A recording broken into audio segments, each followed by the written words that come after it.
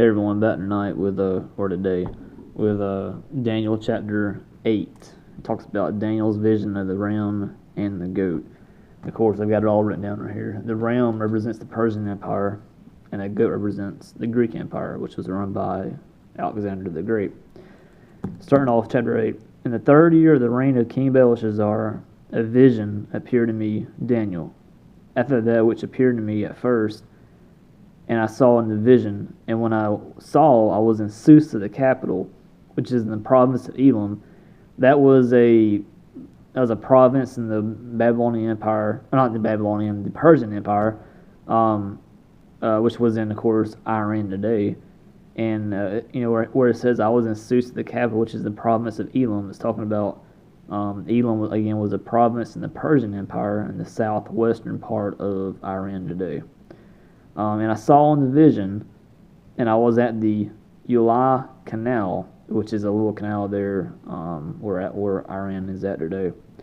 I raised my eyes, and I saw, behold, a ram. Again, the ram represents Persia, standing on the bank of the canal. It had two horns, and both horns were high, showing strength, pretty much. But one was higher than the other. Let's see real quick. Yeah, it says, but one was higher than the other, and the higher one came up fast. Now, it talks about right here, it talks about, the ram is the Persian Empire, as we know. And the horns, like I said, the horns that talks about here that the ram has is it shows the military strength. It shows you how powerful the Persian Empire was back in the Old Testament. Verse 4, I saw the ram charging westward and northward and southward, meaning that the Persian Empire conquered a lot of the land at this time in the Old Testament. It conquered pretty much from India all the way to where northern Africa and where Greece is today. That's how much it conquered a vast majority of the land at that time. From India all the way to North Africa and where Greece is at today. That's how much it covered. The very vast empire. No beast could stand before him. Of course, the Persian Empire defeated the Babylonian Empire. And there was no one who could rescue from his power. I mean, they were very massive military power. He did as he pleased and became great. Meaning, Persian Empire became the greatest empire of the world at this time. As I was considering, behold, a male goat came from the west. The male goat represents the Greek Empire, which was run by Alexander the Great. They came from the west to defeat the Persian Empire. It says that a male goat came from the west across the face of the whole earth, without touching the ground. I mean, they were very vast, very fast. They conquered the world in a very fast pace. And the goat had a conspicuous horn between his eyes. I mean, the horn grew between the eyes of this goat. And I have it written right here. It says, let's see here. Anyway, it says, as I was considering, behold, a male goat came from the west across the face of the whole earth without touching the ground. And the goat had a conspicuous horn between his eyes. He came to the ram with two horns, which I had seen standing on the bank of the canal. And he ran at him in his powerful wrath. This is when, of course, the Greek Empire attacks the Persian Empire and beats them, and they conquer the world at this time. It says, verse 7, I saw him come close to the ram, and he was enraged, meaning the Greek Empire was enraged because of how much land that the Persian Empire had conquered. So they were raged against them and struck the ram, or attacked the Persian Empire and broke his two horns, or broke the military power. And the ram had no power to stand before him, but he cast him down to the ground and trampled on him. let's see here. And there was no one who could rescue the ram from his power. Read this again. I saw him come close to the ram. He was enraged against him and struck the ram and broke its two horns. And the ram had no power to stand before him, but he cast him down to the ground and trampled. Was talking about, he cast the and the ram had no power to stand before him, but he cast him down to the ground and trampled on him. And there was no one who could rescue the ram from his power. Then the goat became exceedingly great because, of course, they conquered the Persian Empire. But when he was strong, the great horn was broken, and instead of it, there came four conspicuous horns towards the four winds of heaven. I'm going to break this down real quick. It says, there came up four horns, which is talking about, Alexander died in 323 BC. His two sons took over the empire. So where it says here in verse 8, it says, then the goat became exceedingly great. But when he was strong, the great horn was broken, and instead of it, there came up four conspicuous horns. Okay. It says, and of course, his two sons took over the empire, but after the internal struggles between the sons, four of Alexander's generals divided the Greek Empire into four parts. That's what I was talking about. It says, then the goat became exceedingly great. The Greek Empire beat the Persian Empire. But when he was strong, the great horn was broken, which means that the great horn represents Alexander the Great. He died later, and instead of it, there came up four more horns. So what's talking about is after Alexander had died, after this great battle, after he had died, two of his sons took over the Greek Empire. Well, they had a lot of struggle against each other. They had a lot of struggle between each other, and so the four generals of the Greek Empire had enough of them. They threw them out, and the four generals ended up taking over the Greek Empire. So it says, then the goat became exceedingly great, which is the Greek Empire. But when he was strong, the great horn, or Alexander the Great, was broken, or he was killed. And instead of it, he was killed. Like I said, he was killed. His two sons took over. There was struggle between them. So the generals ousted them. And four conspicuous horns, which are the four generals that divided the land, that divided the Greek Empire into four parts. It says towards the four winds of heaven. So breaking this down one more time because I know it's confusing.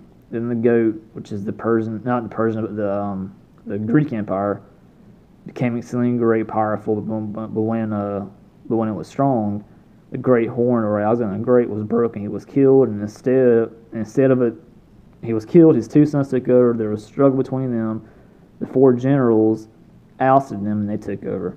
It says that instead of it, there came up four conspicuous horns of the four generals that took over the empire. They broke the empire up into four parts, and it spread out toward the four winds of heaven, or covered a vast majority of the world.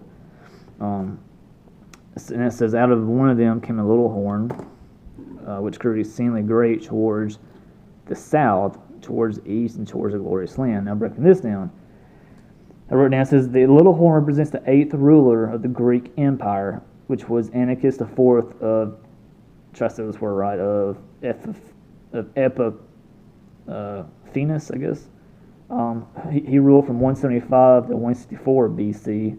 And it says, that's what I was talking about here in verse 9, is out of one of them came a little horn, which is Antiochus IV, which grew exceedingly great towards the south, towards the east, towards the glorious land, which is Israel today. So after these four generals, after they had died, then Antiochus the fourth took over the Greek Empire, and he grew exceedingly great, and he started conquering, the south, the east, all the way down to where Israel is today. The empire grew great, even to the host of heaven, meaning that it grew exceedingly great, covered vast majority of the earth. I've got it right here. It says, great, even to the host of heaven. Even some of the stars were threw down, and I'll get to that in a minute. It says, it grew great even to the host of heaven, and some of the host and some of the stars it threw down to the ground and trampled on it, which is this. It says, the stars are threw down to the ground, which means that Antiochus, because what happened was, this is kind of confusing, but I'm going to try to break it down the best I can. It says, again, verse 9, out of one of them came a little horn, which is Antiochus the fourth, which grew exceedingly great towards the south, towards the east, towards the glorious land. So he took over after the four generals had died. He took over and started. He took over the south, took over the east, and took over Israel, which is where Israel's at today. It grew great even to the host of heaven, meaning it became very vast, very big. And some of the host, and some of the stars, it threw down to the ground and trampled on them. Now, what this is talking about is the Jews had actually rebelled against the Greek Empire because the Greek Empire invaded their land, so they rebelled back. And when they rebelled back, Antiochus the fourth, who was the ruler of the Greek Empire, he had all the Jews that had rebelled against him. He had them all killed. So, during his reign, verse 11, it became great, even as great as the prince of the host, which is God Himself, Jesus Christ. So Antiochus the fourth says it became great, even as great as prince of the host, that he challenged God in a way, pretty much. His empire, Antiochus the fourth thought he was like a god in a way. Thought he was, he was I guess like a type of a antichrist, not the antichrist, but he was like a type of a antichrist. He believed he was a god in a way, which is a false god, and he believed that he could, challenge his empire could challenge God. You never challenge God, because God will destroy you in a heartbeat. That's why in the Greek Empire, God destroyed it by the Roman Empire. But it says again, verse 11. It says it became great, even as great as the prince of hosts, who's God Himself. And the regular burnt offering was taken away from him, and the place of his sanctuary was overthrown. Now, talking about that, here in verse 11, it says, and the regular burnt offering was taken away from him, meaning this. Whenever the Greek Empire invaded, Israel and took it over, what was called Palestine at the time. Whenever they took over, the Jewish homeland, Antiochus the fourth had actually walked into the second temple and took away the burnt offerings, took away all the offerings from God, and he overthrew the sanctuary, or he overthrew the temple itself, and he, in a way, and also he while he did that, he burnt a pig offering in the house of the Lord, which is in the second temple at the time. And of course, if you read the Old Testament about the foods that the Jews could not eat or could eat, one of the foods that God told them not to eat was pig or pork. And when the Greeks entered into the temple, overthrew the temple and took it over, what do? They burned a pig, which is defiles God, and it's horrible. So that's talking about that. So Antiochus IV, he was a very evil ruler. He totally, he challenged God. He thought he was a god in a way. He thought he could do whatever he could without being punished. He even had burned a detestable offering in God's house. So, moving on, it says, and a host will be given over to it together with a regular burnt offering because of transgressions, meaning that God had actually allowed the Greek Empire to take over, Israel, because Israel kept sinning against God, so God allowed them to be invaded and be taken over by the Greeks. That's why He allowed it to happen, because of their sins. And it will throw truth to the ground, it will act and prosper. Then I heard a holy one speaking, and another holy one said to the one who spoke, For how long is the vision concerning the regular burnt offerings? Meaning, you know, I'll read this again. It says, "Now I heard a Holy One speaking, and another Holy One." This could be talking about angels, you know, talking among each other. It says, "Then I heard a Holy One speaking. Another Holy One said to the one who spoke, For how long is the vision concerning the regular burnt offerings, the transgression that makes desolate?" That was, of course, the transgressions that made it desolate was Antiochus IV burnt a pig or a defiling burnt offering in the second temple, and the giving over the sanctuary and the host to be trampled underfoot. And the angels are asking one another, how long will God allow this to keep going and to keep going? It says, "And he said to me, for 2,300 evenings and mornings," it's a long time, which is actually six years, "then the sanctuary shall be restored to its rightful state." So God allowed this to happen for 6 straight years. He allowed the Greek Empire to overtake Israel, to defile the temple, and to just you know, in a way, just totally just destroy Israel in a way because of their sins. They wouldn't repent. So God allowed the Greek Empire to invade, and He even allowed them to attack the temple and to defile it as well, because the Jews wouldn't repent their sins. And that lasted for 6 straight years. The interpretation of the vision. When I, Daniel, had seen the vision, I sought to understand it. And behold, there stood before me one having the appearance of a man, and I heard a man's voice, which is talking about angels, between the banks of the Ulai, which is, of course, a canal in southwest Iran today. This is where Daniel's vision is taking place. And it's called Gabriel, Make this man understand the vision. This is actually God talking to Gabriel, the angel, so that God's telling Gabriel to interpret the vision to Daniel. Verse 17. "So he came near where I stood, and when he came, I was frightened and fell on my face." Because, of course, angels aren't the way we think they look. They're frightened. They're very frightening creatures. "But he said to me, Understand, O son of man, that the vision is for the time of the end." End times. I mean, I think what it's talking about is, what's going on right now. It's not really talking about end times itself. "And when he spoke unto me, I fell to a deep sleep with my face to the ground. But he touched me and made me stand up." So he actually passed out in a way that this terrifying, angel appeared to him, and he passed out. I mean, he was just so terrified he passed out. And he said, "Behold, I will make known to you what shall be at the latter end of the individuation," for it refers to the appointed time of the end. "As for the ram that you saw with the 2 horns, these are the kings of the Media and Persia. And the goat is the king of Greece. And the great horn between his eyes is the first king, which is, of course, Alexander the Great. As for the horn that was broken, in place of which 4 others arose, 4 kingdoms shall arise from his nation, but not with his power." Of course, that's what I was talking about all ago about the horn that was broken was Alexander the Great. He died in battle. And in place, 2 of his sons became the next rulers. They had internal struggles, so the 4 generals got rid of them, and the 4 generals took over, and they divided they divided the Greek Empire into 4 sections.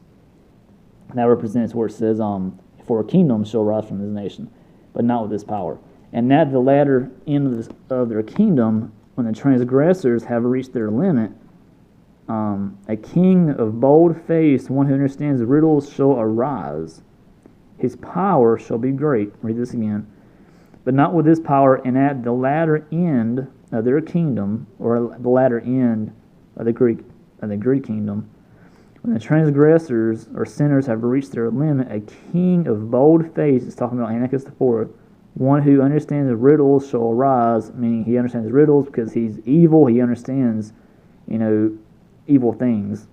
"His power shall be great, but not by his own power," meaning is by the power of God that he's allowing Antiochus IV to do all this evil stuff. "He shall cause fearful destruction, which he did to the Jews, and shall succeed in what he does and destroy mighty men and the people who are the saints, which are the Jews. By his cunning He shall make deceit or lies prosper under his hand and in his all mind. He shall become great without warning. He shall destroy many, and he shall even rise up against the prince of princes, which is God himself, Christ. So he even challenged God himself. And he shall be broken. Since he challenged God, God destroyed him in the empire.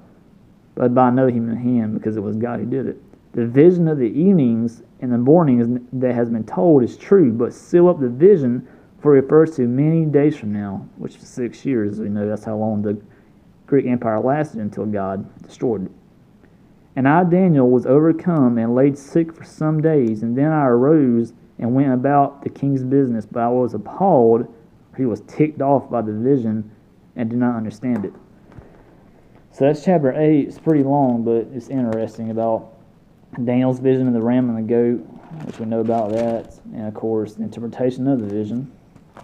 They have two, I gotta hurry up here, they got two maps here. It talks about the empires of Daniel's vision and the Persians, which were 538 to 331 BC. After Cyrus the Great united the Medo-Persian empires, he overthrew the Babylonians and established the greatest power the world has ever known. Under later rulers, the Persian Empire eventually extended from Egypt and Greece to the borders of India. And Cyrus himself declared, "The Lord, the God of heaven, whose Christ has given me all the kingdoms of earth which God gave him."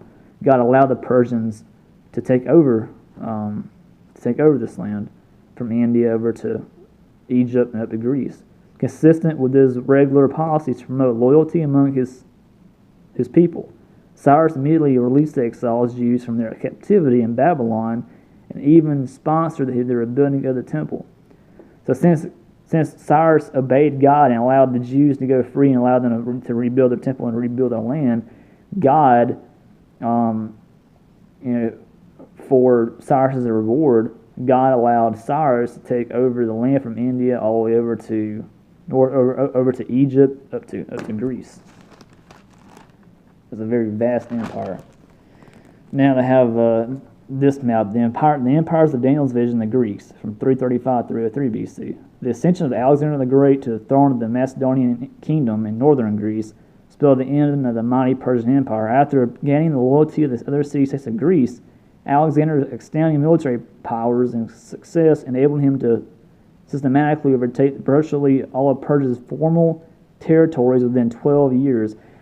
So it took Alexander 12 years to take over all the land that Persia had taken over.